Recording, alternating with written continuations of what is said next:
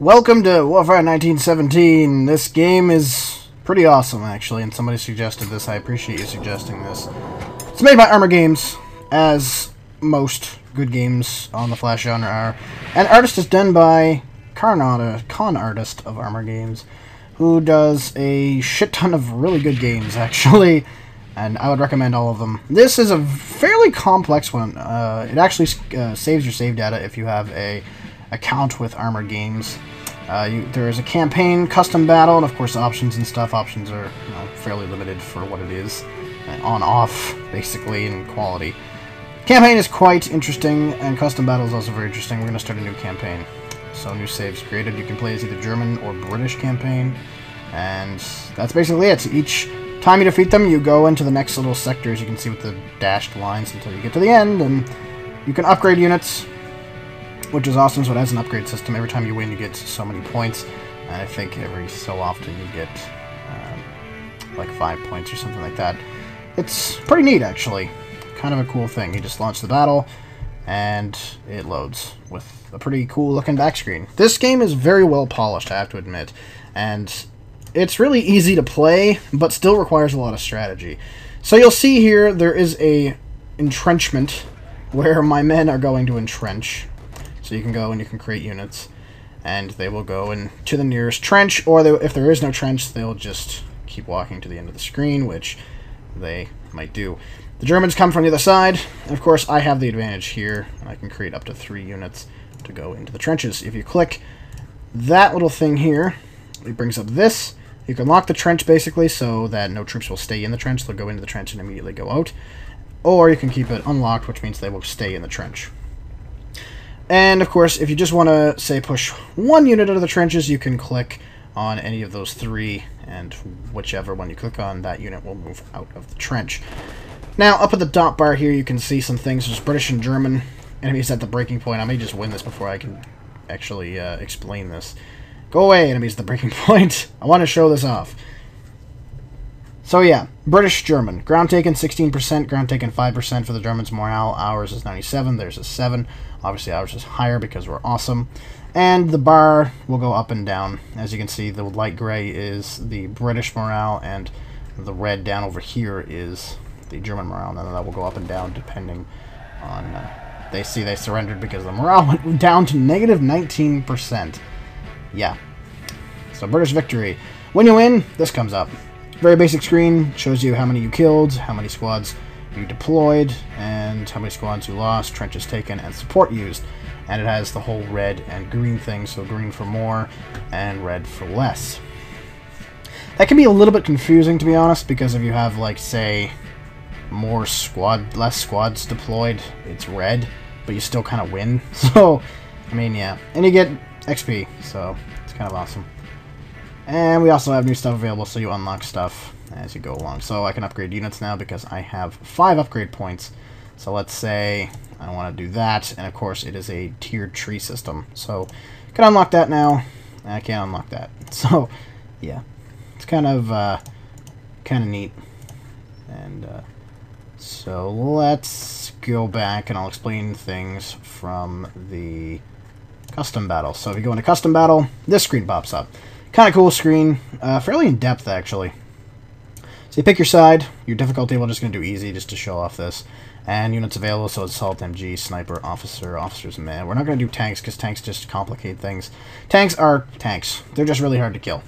We're going to have mortar, artillery, you can have gas and anti-tank as well. You can do AI setting, whether aggressive, defensive, or balanced, so they're not really either. They're just trying to, they're just kind of chill, or defensive, so they'll take like 2 trenches and dig down, or aggressive, where they'll try to take your trenches, sorry. And map length, short, medium, long. We're just going to do short. We're going to go with 3 trenches. You can also have wire as well, which is just barbed wire in between the trenches. We'll put 1 just to show. We're going to put mines. You can have few, medium, or many. Just basically mines in the no man's land to kind of destroy units. Works on both ways, really. So we'll launch the battle. Again, nice load screen. And before the thing ended, the top bar above morale is ground taken, just for the record. So yeah, now you can see over here we have fire support, which is kind of neat, and you can see the barbed wire there, which is also pretty neat. And they get through the barbed wire. They're a little bit slower through the barbed wire. That's really all the barbed wire does. And the Germans are in their trench there, and we're in our trench here. So, yeah.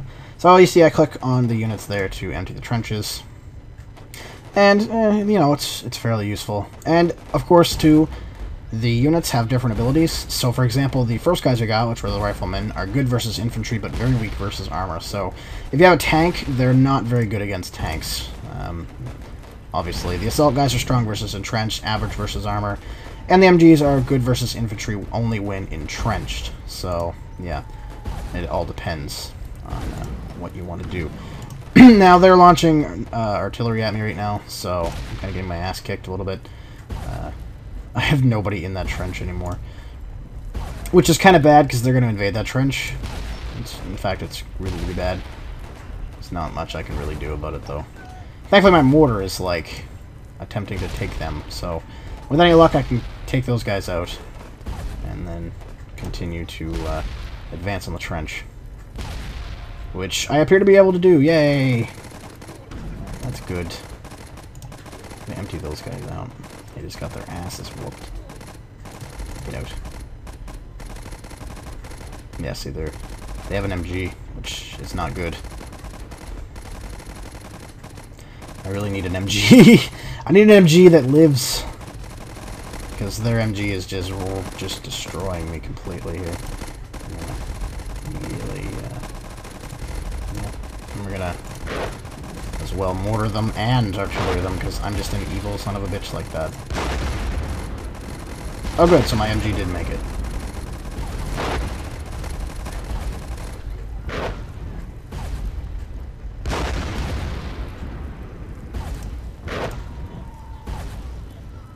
Gonna lock that trench. I'm just gonna show you, like, start to finish what happens.